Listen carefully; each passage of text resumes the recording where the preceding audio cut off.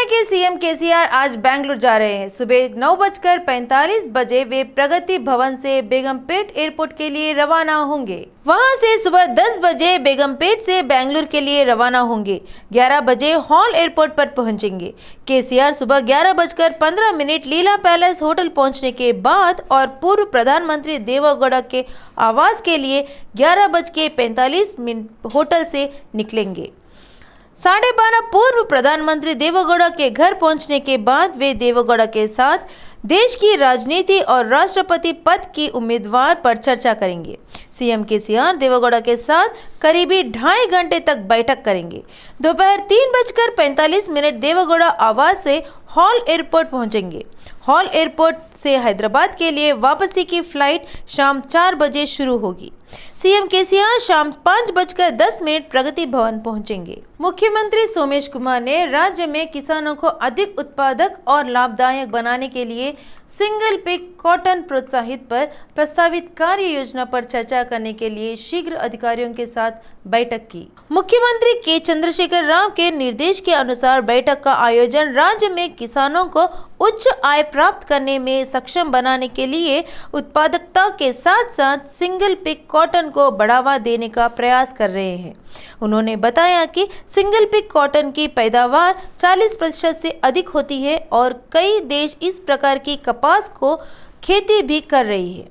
CS अधिकारियों को राज्य भर में 45,000 एकड़ में सिंगल पिक कॉटन की खेती करने का निर्देश दिया गया, क्योंकि इस कपास की खेती के लिए पर्याप्त बीज उपलब्ध थे। तेलंगाना प्रदेश भाजपा अध्यक्ष बंडी संजय द्वारा की गई टिप्पणी से सनसनी मच गई है। वह मंदिर मस्जिद विवाद को जो अब तक उत्तर की सीमित था, अब तेलंगाना में भी अपना पैर पसार रहा है। हनुमान शोभा यात्रा के अवसर पर बोलते हुए उन्होंने सनसनीखेज टिप्पणी की कि तेलंगाना में सभी मस्जिदों की खुदाई की जानी चाहिए। बंडी संजय ने कहा कि उत्तर प्रदेश के वाराणसी में ज्ञानवापी मस्जिद में शिवलिंग मिला। उन्होंने कहा कि अगर बीजेपी तेलंगाना में सत्ता में आई तो वह राज्य में मदरसों को बंद कर देगी और अल्पसंख्यकों का आरक्षण रद्द कर देगी। ఇలా మసీదులో శివలింగం వెళ్ళిన విషయాన్ని ఒక్కసారి గుర్తుంచుకోండి। ఏ హిందూ దేవాలయాన్ని కూల్స్తే ఇలా ముస్లిం మసీదు ఆనవాళ్ళు ఎక్కడ అసలు? నేను సవాల్ చేస్తున్నా, ఓవైసీకి సవాల్ చేస్తున్నా, కుహానా సెక్యులర్ వాళ్ళ నేను సవాల్ చేస్తున్నా। నా సవాలు మీకు దమ్ముంటే స్వీకరించండి। ఈ తెలంగాణ రాష్ట్రంలో చలో మసీదులను తవ్వి చూద్దాం, మసీదులను తవ్వి చూస్తే ఆడ శవాలు వెళ్తే మీరు తీసుకోండి, శివం వెళ్తే మాకు అప్పగించండి। దీనికి కోనా సెక్యులర్ వారు సిద్ధమా? पूर्व पीसीसी प्रमुख पोनाला लक्ष्मैया ने कहा कि धान कार्य केंद्र पर किसानों का काफी दबाव है। उन्होंने आरोप लगाया कि किसानों को समर्थन मूल्य नहीं मिल रहा है और गुणवत्ता मानकों का पालन नहीं किया जा रहा है। उन्होंने इस बात की भी आरोप लगाया कि धान खरीदी में बड़े पैमानों पर धांधली हो रही है। ప్రపంచంలో అత్యంత తెలివిగలవారుగా గుర్తించి ప్రఖ్యాతమైన సంస్థల్లో పనిచేసే వాళ్ళు నేర్చుకునే వాళ్లకు నువ్వు రాజకీయాల గురించి చెప్తావా? రాజకీయాలలో ప్రధానమంత్రులు ఎట్లా అవుతావని చెప్తావా? వాళ్ళని చదువుకోవద్దని మీరు రాజకీయాల్లోకి రండి, నాలాగా ప్రధానమంత్రి కావాలని చెప్తావా? మీరు అడగడం భావ్యం కదా? ఎవరితో ఎందుకు మాట్లాడుతున్నావో తెలుసుకోవడం మా విద్యుత్ ధర్మం కాదా? ప్రాణం గొప్పే, గౌరవిస్తున్నా. I take pride in the democratic process in which he has come. But what is the background? His family, his education. Can we not question? Are you setting an example for the people of the most intellectuals? RTC के MD Sajjanar ने कहा कि RTC को जल्द घाटे से उबारा जाएगा। सज्जनार ने हैदराबाद के एबिट्स में स्माइलिंग स्टार्स प्ले स्कूल शुरू किया। पिछले साल आरटीसी को 2,200 करोड़ रुपए का घाटा हुआ था। नई बसों और इलेक्ट्रिक बसों के माध्यम से निगम को एक नई राह पर ले जाया जाएगा। सज्जनार ने कहा कि मैंगो एक्सप्रेस को लेकर लोगों से अच्छी प्रतिक्रिया मिल रही है। చాలా నష్టాల్లో పడింది. ముఖ్యంగా కోవిడ్లో కావచ్చు, డీజిల్ రేట్ పెరగడం వల్ల, ప్లస్ అదేవిధంగా మధ్యలో జరిగిన కొన్ని పరిణామం వల్ల మనకు చాలా ఇబ్బంది అయింది.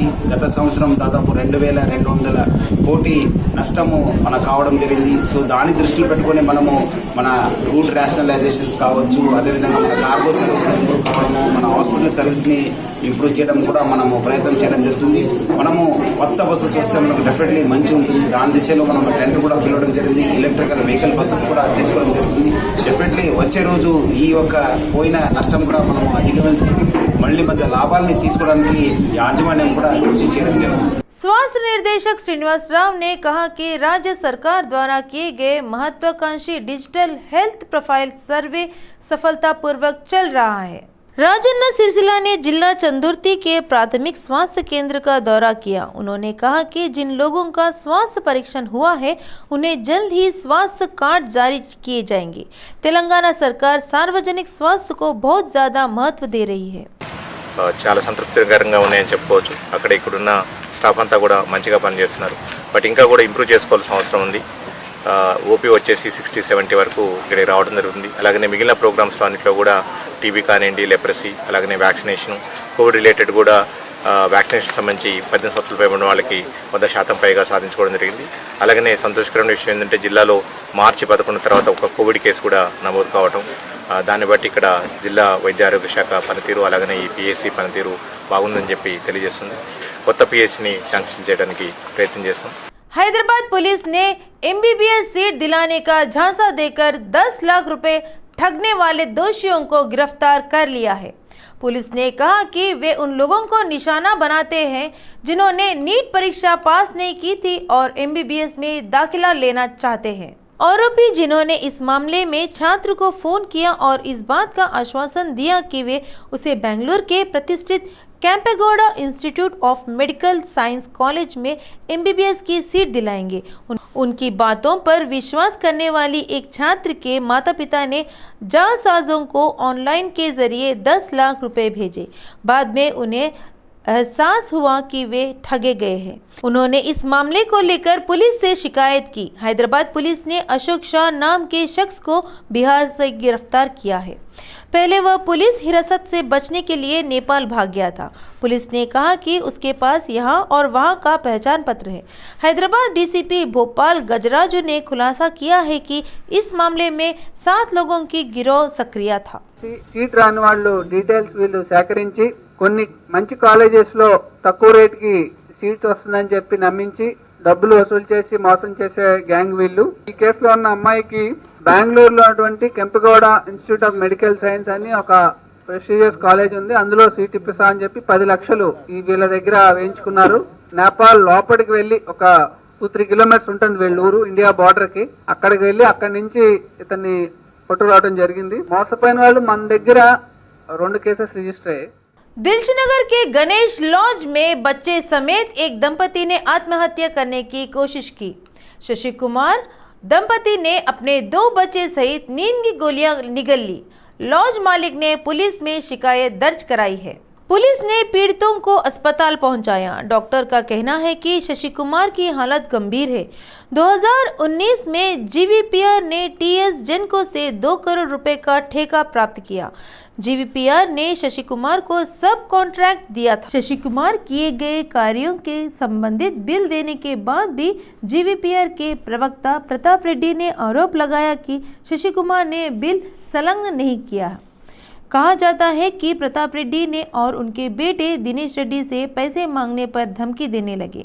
शशि कुमार का कहना है कि वह इस बात से परेशान थे कि जीवीपीआर स्वामित्व ठेके से पैसे का भुगतान नहीं कर रहा था। మమ్మల్ని మా డబ్బులు ఎగ్గొట్టింది కాక మా పైన దొంగతనం కేసు మోపి మమ్మల్ని చికాకు పెట్టిండు, బండబూతులు తిట్టిండు, పిచ్చి పిచ్చికి తిట్టిండు మమ్మల్ని. మా కుటుంబ పరంగా చచ్చిపోతానమన్నా సావని అన్నాడు. ఇవన్నీ కాల్ రికార్డింగ్స్ అన్నీ కూడా నా ఫోన్లో ఉన్న దీంట్లో ఉన్నాయి. నా ఫోన్లో కాల్ రికార్డింగ్స్ ఫోల్డర్లో ఉన్నాయి మరియు పెన్ డ్రైవ్లో ఉన్నాయి. हैदराबाद मौसम विज्ञान विभाग ने अगले 3 दिनों में तेलंगाना में गरज के साथ बौछारों और हल्की बारिश की संभावना जताई है। दक्षिण पश्चिम मानसून के अगले 48 घंटे में दक्षिण पश्चिम अरब सागर के कुछ हिस्सों, मालदीव, कोमोरिन क्षेत्र और दक्षिण और पूर्वी मध्य बंगाल की खाड़ी के कुछ हिस्सों में तेज होने की उम्मीद है। मौसम विभाग ने कहा कि उत्तर दक्षिण बेसिन का उत्तरी आंतरिक भाग कर्नाटक से दक्षिणी तमिलनाडु तक समुद्र तल से 0.9 किलोमीटर की औसत ऊंचाई पर फैला हुआ है। बीजेपी विधायक रघुनंदन राव ने कहा कि कांग्रेस ने गरीबी हटाओ के नारे को शब्दों तक ही सीमित कर दिया। मोदी संभावना को संभव बनाकर दिखाते हैं। मोदी के 8 साल के शासन में कई विकास कार्य किए गए हैं। 1 से 14 जून तक वह मोदी प्रशासन पर प्रचार करने दुब्बा के घर घर का दौरा करेंगे। అటు ఉత్తరాది గ్రిడ్ ఇటు దక్షిణాది గ్రిడ్ ఈ రెండింటిని అనుసంధానం చేయకపోతే దక్షిణ భారతదేశంలో కరెంటు కష్టం వస్తుందని చెప్పి నమ్మి దక్షిణాది ఉన్న ముఖ్యమంత్రులందరినీ పిలిచి మాట్లాడి సౌత్ గ్రిడ్ని నార్త్ గ్రిడ్ని అనుసంధానం చేసేందుకు 2.5 సంవత్సరాలు టార్గెట్ అని పెట్టుకుంటే 30 నెలలు టార్గెట్ అని పెట్టుకుంటే 24 నెలలలోనే నార్త్ గ్రిడ్ని సౌత్ గ్రిడ్ని కలిపినటువంటి ప్రభుత్వం నరేంద్ర మోడీ గారి ప్రభుత్వం. మేమేం చేసినాం? బీదోళ్ళకి బాత్రూమ్ ఇచ్చినాం, సిలిండర్ ఇచ్చినాం, సిమెంట్ రోడ్ ఇచ్చినాం, ఎల్ఈడి బుగ్గలు ఇచ్చినాం, తినే బువ్వలో పైసలు ఇస్తున్నాం। सांसद उत्तम कुमार रेड्डी ने कहा कि सरकारी धन का जमकर दुरुपयोग किया जा रहा है। उन्होंने सूर्यापेट जिले के हुजूरनगर अंचल में डबल बेडरूम हाउस का निरीक्षण किया। उन्होंने इस संदर्भ में कहा कि डबल बेडरूम मकान बने 4 साल हो गए हैं और लाभार्थियों को मकान आवंटित नहीं किया गया है।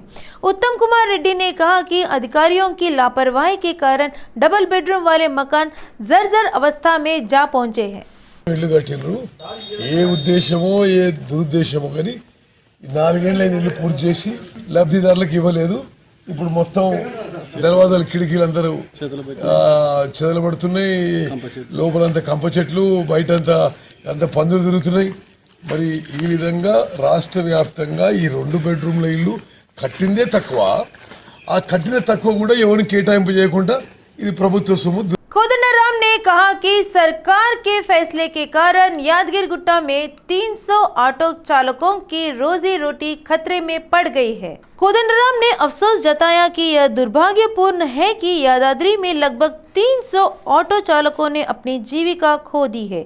कोदंडराम ने यादगिर गुट्टा पर ऑटो को अनुमति देने के लिए ड्राइवरों द्वारा की गई पहल का समर्थन किया। यादगिर गुट्टा विकास में ऑटो कर्मियों ने अपना घर और जमीन खो दी। कोदंडराम ने तेलंगाना आपातकाल के दौरान आंदोलन के दौरान किए गए वादों को मुख्यमंत्री को याद करना चाहिए। ఉచితంగా బస్సుల్లో మేమే తీసుకెళ్తామనే ఆదేశం ఇవ్వటంతో వాళ్ళకున్న బతుకుదేరు అవకాశాలు మొత్తం పోయినాయి। జీవనోపాధిని దెబ్బకొట్టినాక రాజ్యాంగం ఇచ్చిన జీవించే హక్కు కూడా దెబ్బతిన్నట్టయింది। కాబట్టి ఇవాళ వారి హక్కులను కాపాడుతూ రాష్ట్ర ఆవిర్భావ దినం వస్తుంది దగ్గరికి, 8వ ఆవిర్భావ దినం। ఆ సందర్భంగా మనం ఉద్యమ కాలంలో చేసిన వాగ్దానాలను గుర్తు చేసుకోవాలని ముఖ్యమంత్రి గారికి అభ్యర్థిస్తున్నా। తెలంగాణ వస్తే బతుకుంటుంది, బతుకుదేరు ఉంటుందన్నాం। అట్లాంటిది యాదగిరి గుట్టలోనే బతుకుదెరువు దెబ్బతీయటం శోచనీయం। వారందరికీ కూడా నూతన రాష్ట్ర 8వ రాష్ట్ర ఆవిర్భావ దినం సందర్భంగా కనీసం మీరు మళ్ళీ ఆ అవకాశాన్ని जनसेना प्रमुख पवन कल्याण ने कोनसीमा जिले में दंगों पर प्रतिक्रिया व्यक्त करते हुए कहा कि ऐसा लगता है कि सरकार ने कानून व्यवस्था बिगाड़ने के उद्देश्य से ही जिले के नाम परिवर्तन पर आपत्तियों के लिए समय दिया। क्या बेहतर होता अगर मूल जिलों के गठन के समय कोनसीमा का नाम अंबेडकर जिला रख दिया होता।